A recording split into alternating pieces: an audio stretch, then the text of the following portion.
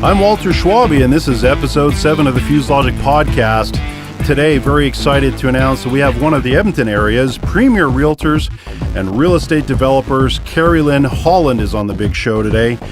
I'm proud to say that Kerri-Lyn is a past Fuse Logic client, and that's not the reason why I have her on the show today, just so you know.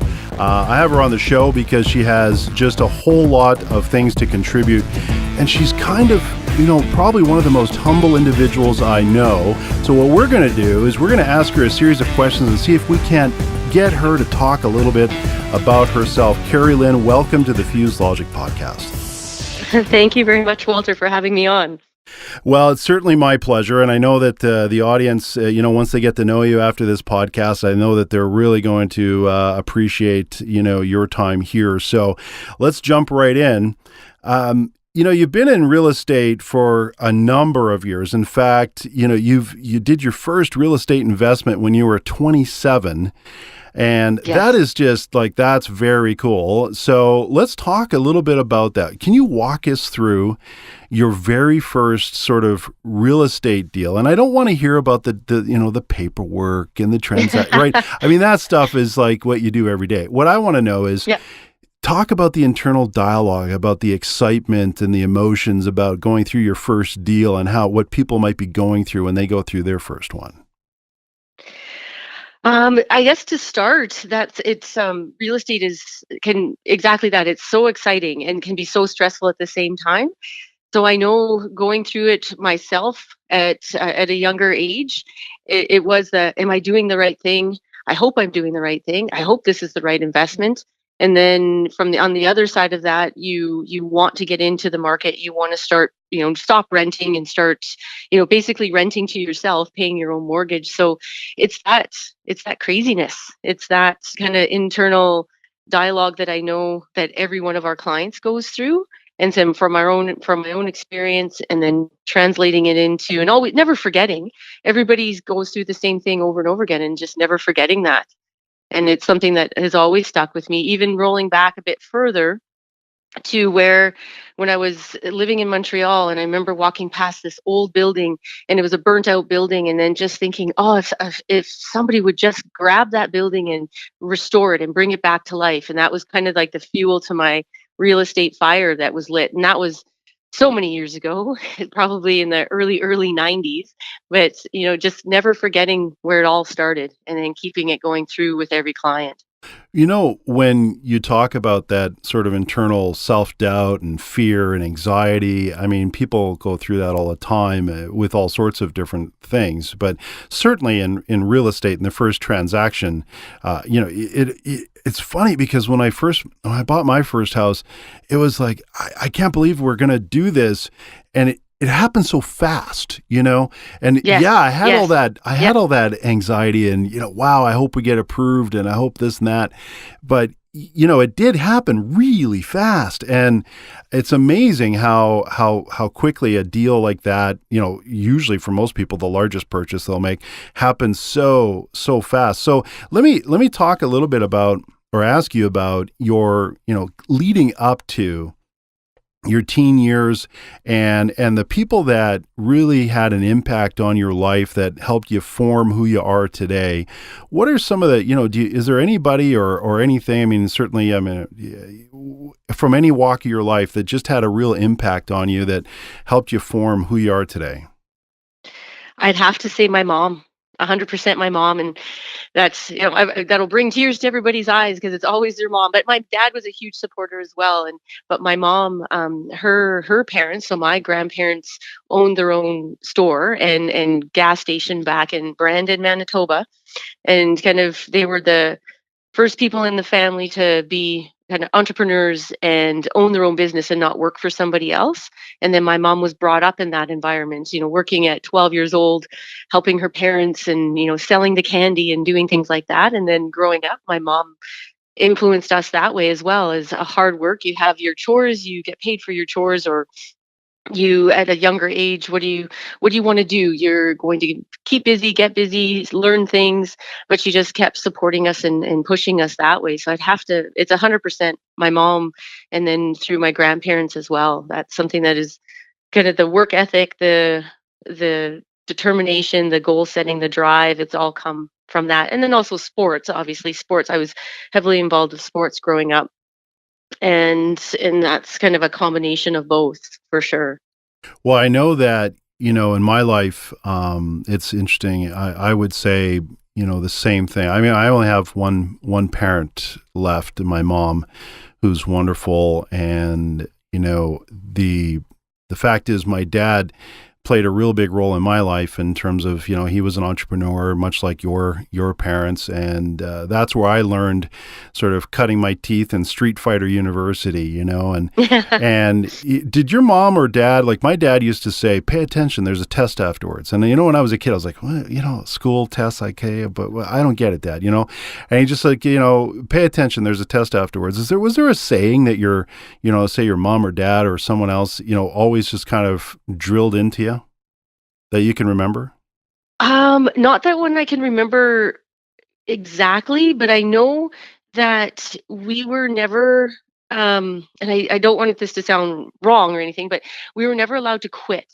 And it wasn't that my parents were the overzealous. I don't even know what the term would be. They're not they weren't pushing that way of like, no, you can't quit. You have to keep going. But it wasn't an option. If we wanted to start something, they really encouraged us very positively, not ever in a negative way, encouraged us to continue through. And I was an extremely shy kid. So of course, every new thing that I went into, I'd be like, no, I don't want to go. This is, it's more anxiety as a little one when you're shy. But my mom were she would always encourage me, and then my dad would always encourage me to keep going, and every day got better. And then that obviously instills the determination in you that if something's hard, you don't quit, you just keep going or figure out a new route to how to do the same thing. And so I know there wasn't an exact saying, but it was like I always knew that, okay, I'm gonna be stressed, I'm gonna be nervous, or as a little one, you don't really know why you're feeling that way, but you're going to keep going, and mom and dad are always going to be there for you. I was in taekwondo for 18 years, and I remember them dropping me off and being like an 8-year-old girl going into a whole class of boys. And they I would go every Tuesday, Thursday, and never gave up and continued on all the way throughout until I was an adult.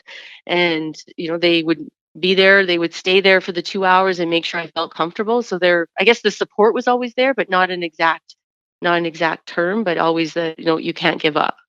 You can't quit. Just a quiet reaffirming that, yeah, you're there. We're here to support you. You're going to keep going forward, and it's just almost like an unspoken intent that you are going to finish this, and supporting you through that. When you're walking, I was going to ask you, about you being,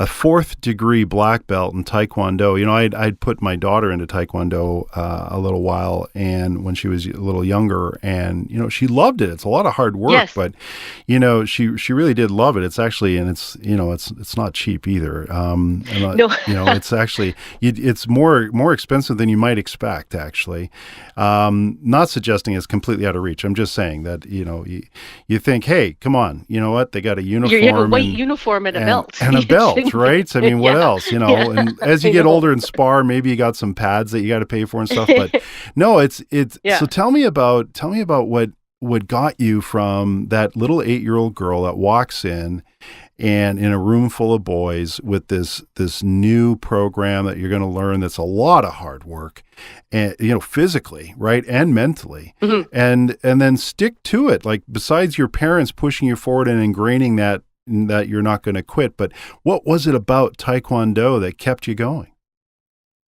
Um, I'd have to say, well, the sport of it as well, and obviously the discipline is what gave me the base I have now, the determination. What kept me going was I think it was obviously in Taekwondo you achieve different levels of different color belts as you go up. You learn something new, you get rewarded, and it was that, I guess, that risk and reward scenario, and then just learning something new. And I know I can remember a couple of my first classes, and because it was in St. Albert in the basement of a church, and the floor was cold and it wasn't fun. But then all of a sudden, something lit inside of me, the fire of sport, I think it was, and I just wanted to continue on from there. And I just remember, even when I got into, I think it was about grade 6, when boys start teasing girls and still being, honestly, maybe there's only one or two of us in the whole class, and that still didn't bother me. So you just kept going because I really enjoyed the sport of it. And I think it was as a shy kid, as a reserved kid, it was my outlet. Sports always became my outlet for, being in a classroom. I could learn and everything was fine there, but I was always a bit hesitant to put my hand up and answer a question or things like that.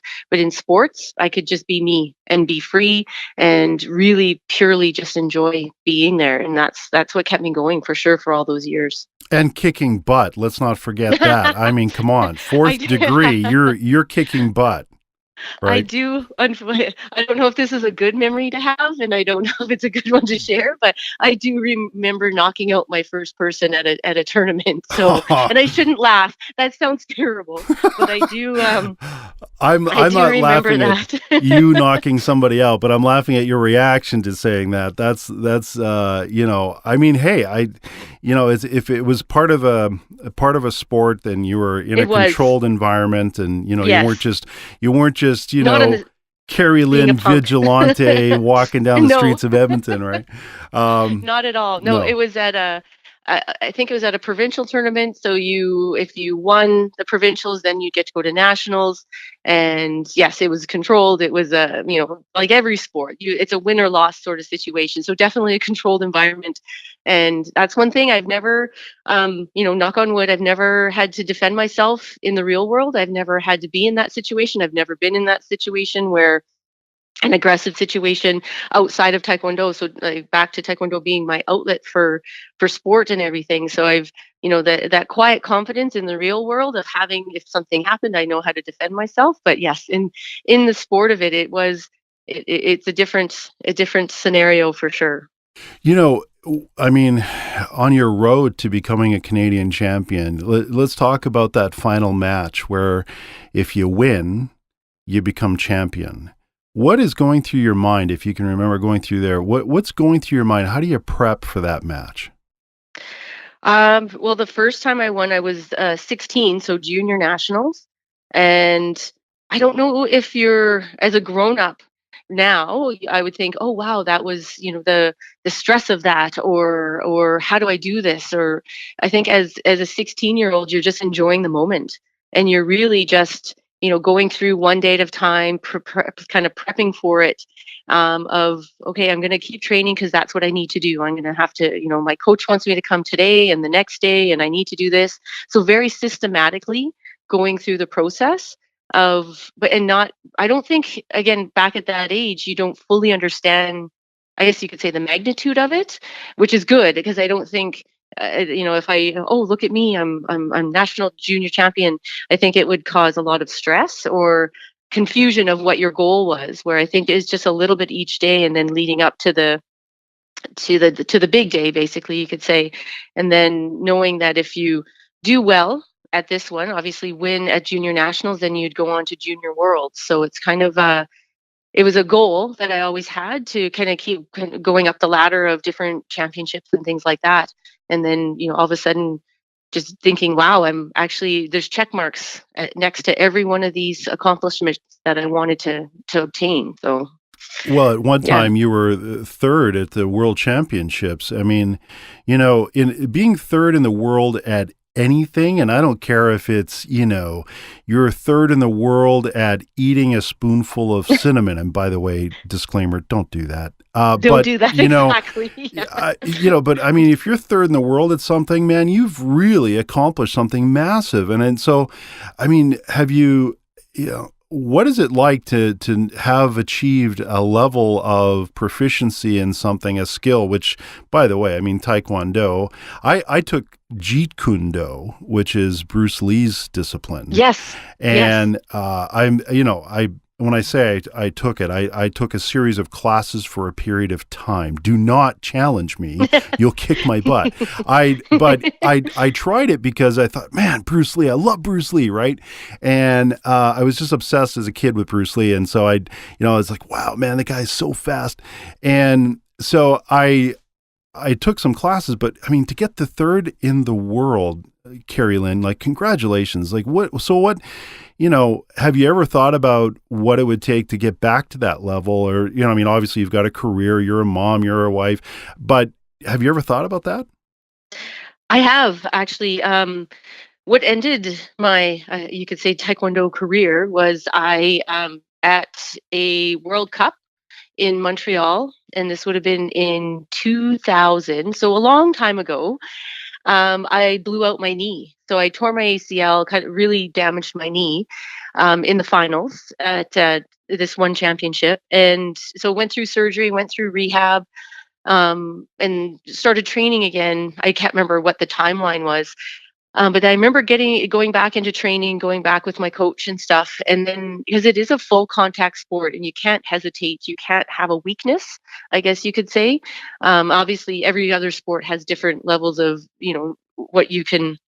what type of injuries you can come back from. And then I just remember not having the same range of motion and not being as proficient as I was before. And so that made me hesitate. And then if you hesitate in a full contact sport, you're not going to come out of that match standing up, I It's guess you could not say, in going the to, most it's brutal not way. going to end No, well. not at all. Not for me. So that's what kind of made me think, oh, it's too bad that this has to end this way.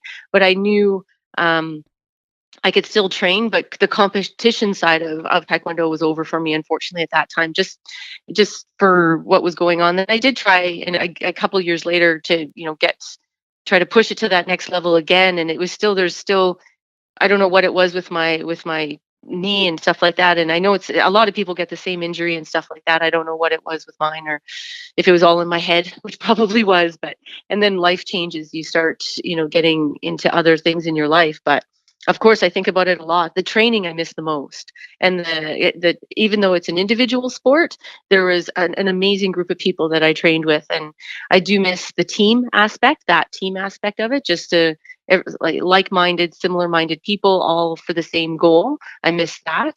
But yeah, and the training of it. I love the training.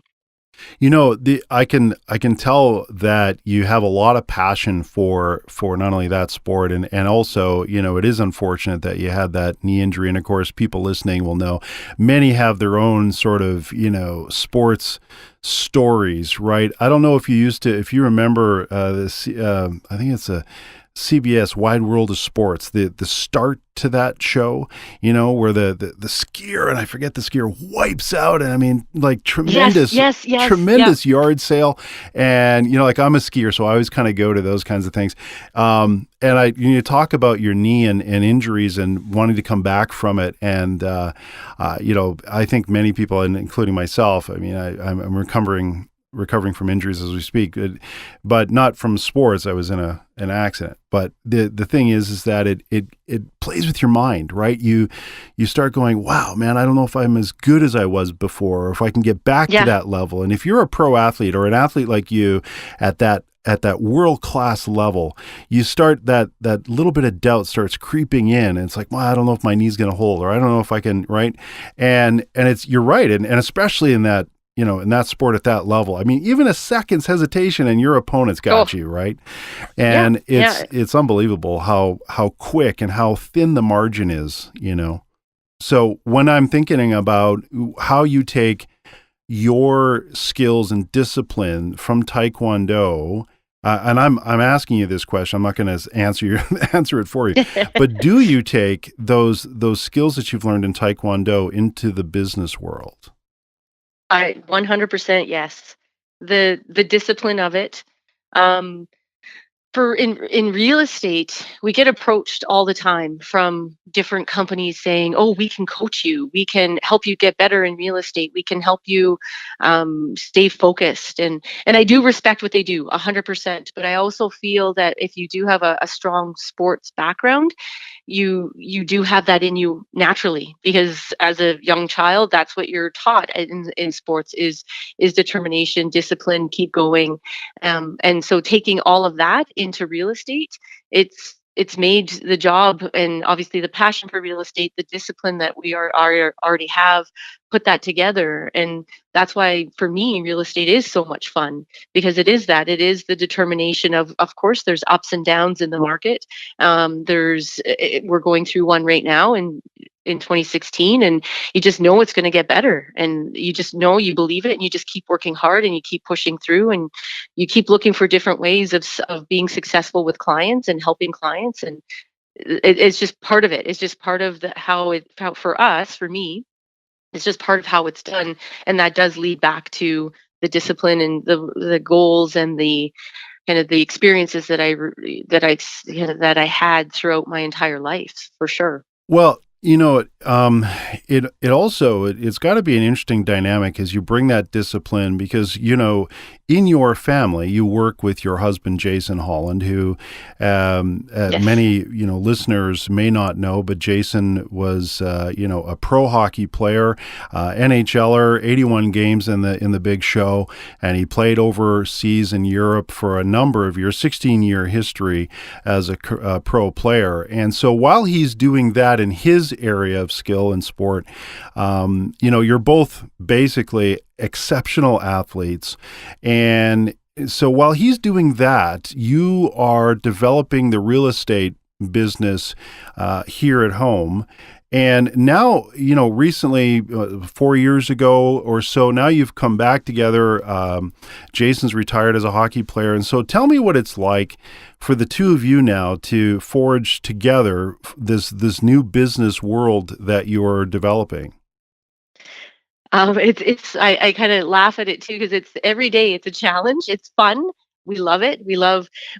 I think the perception of a husband and wife working together is a different, people have different ideas for sure. I think he's been told a few times, like, how do you work with your wife every day? Not meaning me as an individual, but just the idea of a wife. So it's uh, for the time that he went over to Germany, in 2006, I believe it was, and I'd started real estate in 2005. So when he was over in Germany, I would stay home and travel back and forth between Edmonton and Germany. While he was there playing, I was, getting started in real estate, and it was going back to the discipline and obviously long distance marriage and things like that. So everything did work out. It was a big challenge, but knowing hockey ends, we always didn't want to be the couple that once hockey was over, like, what do you do? Like, oh, I guess we have to start in the real world now. So it was, kind of both of us. He's always had an interest in real estate as well. He actually invested in real estate, quite a bit younger than most people do. I think he was 21 when he bought his first property. Obviously, as a hockey player, their life starts a lot younger than most people when they, get drafted and everything. So his interest in real estate, my interest in real estate, and then kind of the two different worlds coming together. It's been good. We do challenge each other a lot, and obviously, both of us having a sports background, the discipline is always there. The discipline to work hard, and we have goals. We have monthly goals. We have weekly goals. We have annual goals that are just, that's the way it is. We know what we want to do every day, and that's just the challenge every day that we go through, which is good, because then we can feed off of each other when the other person's tired, or having a challenging situation with whatever has come up in work. So it's an interesting thing, and we do disagree on a few things, which I think is a good challenge as well. It keeps you sharp. It keeps you thinking about so many different avenues and facets of the real estate market, or different ways people can think of things. So I think it's a good challenge for both of us. Well, I would think that on the rare occasion that there is a disagreement between the two of you, Jason could probably threaten a Gordie Howe elbow and you could counter with a roundhouse and the two of you, Yes. I mean, that would, I would, it's kind of like the nuclear threat, right? You have them, but you never use them, because you both have really serious capabilities. So let's talk about, I mean, you say it's been good. Like, look, I did a little research here.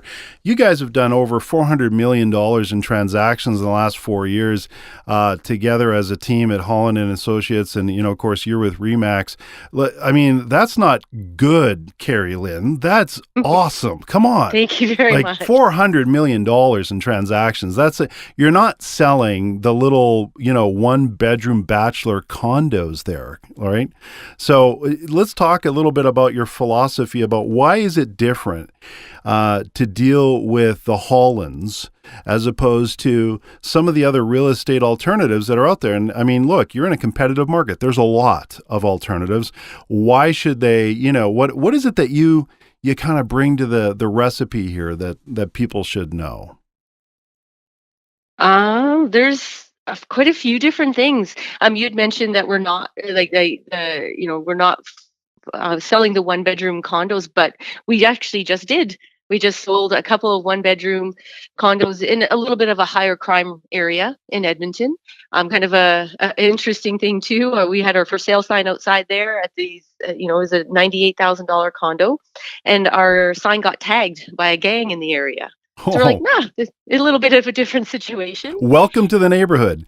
Yeah, I know. I think the difference is that we work with every type of client. We really, our entire, even from when I was working on my own, I always worked with every client, every type of client from every price range, and took a lot of pride in sitting down with the client, really getting to know what they wanted for a property, getting to know who they were, kind of the one-on-one, face-to-face customer service. And I know we just met with a client last week, and they're like, "Oh, that's so old school."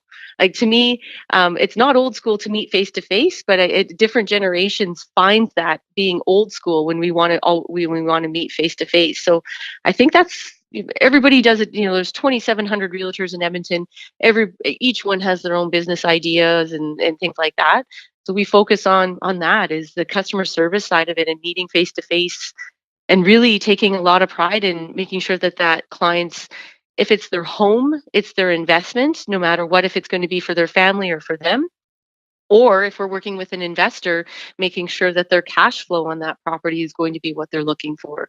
I think that's what we take a lot of pride in. I don't know what every realtor does their own thing, like I said, but that's a lot what we take a lot of pride in is the one-on-one and making sure that they're heard. That's all They're we all taken care of. Yeah, that I think as humans, I guess we could say that's all we want is that we have our individual ideas, and if it's to what type of car we want to buy, a house we want to buy or invest in, or whatever we want to do in our life, you just want to be heard, and have somebody that you can choose in whatever industry, sit down with them and kind of brainstorm of what's the best plan to go ahead with, and that's what we do with our clients. So working as a team that, and really caring about your clients, being client centric, I think is absolutely critical for a successful business.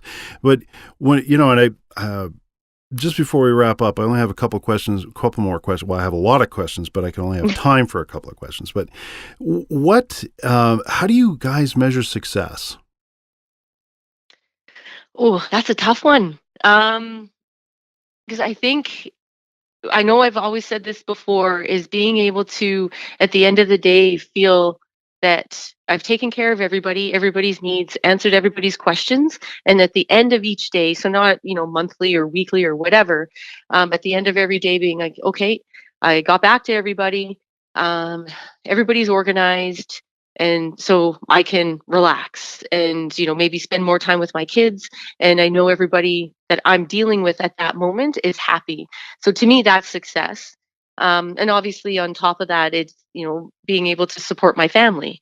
I do joke with some clients, and because they're like, "Oh, you just seem like you love it." And it's, that it's so easy, or this or that. And I'm like, well, it's not easy. That's one thing for sure, but I do love it. And I do get paid for my passion. And which is, it's kind of an extra bonus for sure, that my strong interest, passion, I do get paid for as a job. So I guess that's something that the value of success for me as an individual was that I get to support my family with my passion, and follow that. So when you're looking back, if you were to look back on your life, and you had an opportunity, and I ask people this question pretty regularly, if you had an opportunity to go back and tell your 21-year-old self one thing, one secret, one tidbit, right, one insight, what would it be? Oh, that's a good one. Because I know, I was all of a sudden, I flashed back to, I was living in Montreal. Um, it just, I don't know, because just keep going, because I know it took me a while to get to where I am now, obviously. And then there's some people who maybe have accomplished some things in their, or found their passion faster in their life. But I honestly wouldn't change anything. I think just keep going. I think that would be the biggest thing. And I know that might sound cliche. I don't know, but it is that you're on the right track. I think that's the biggest thing, because I think as a young adult in kind of your early 20s, everybody has doubt of, oh, what am I going to do? Why am I doing this? Why, why? Um, but just tell that 21-year-old, just to, you're on the right track.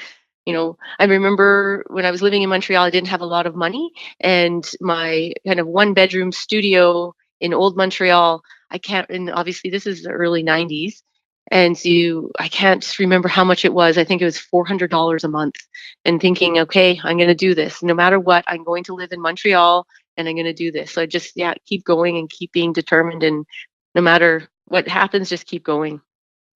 Kerri-Lyn, it's been a real pleasure speaking with you here on the podcast. I really thank you so much for coming onto the show and sharing these things that I think a whole lot of people, don't know about you. So I really appreciate you talking a bit more about your personal life, and congratulations to you and Jason on your success.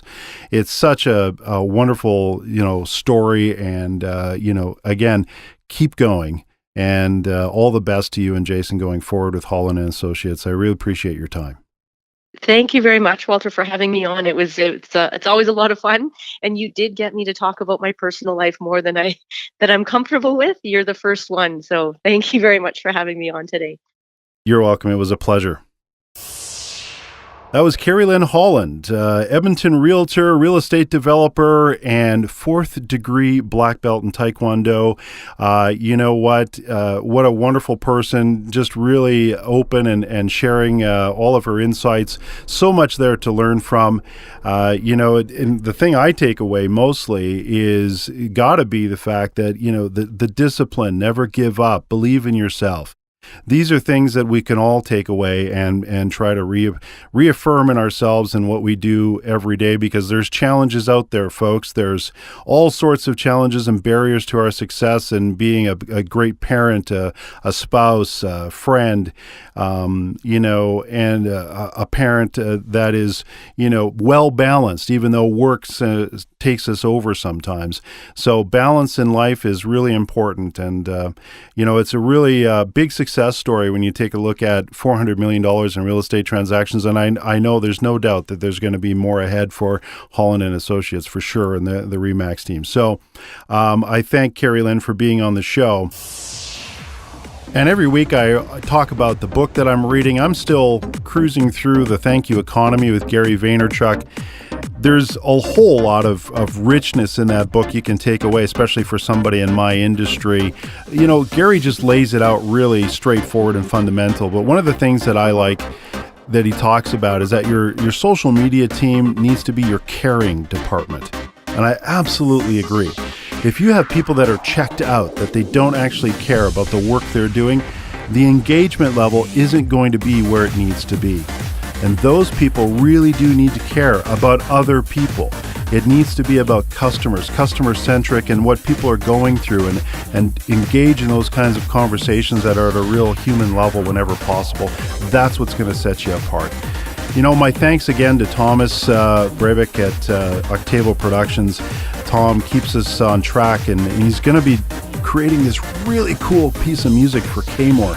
We've got this cool video, and he's going to pull together a brand new song for us for this. It's going to be very cool, so watch for that as it hits the interwebs. Thank you so much for heading to fuselogic.com and listening to the podcast there. Please share it with your friends, and if you've got questions or you have a guest suggestion, please reach out to us. We're on Facebook, Twitter, of course, and you can always email us too. And, you know, hey, maybe send me a postcard. Head to newbeginningsmexico.org and make a small donation. Keep those kids in school down there. I'm your host, Walter Schwabe, and remember, you're made to thrive.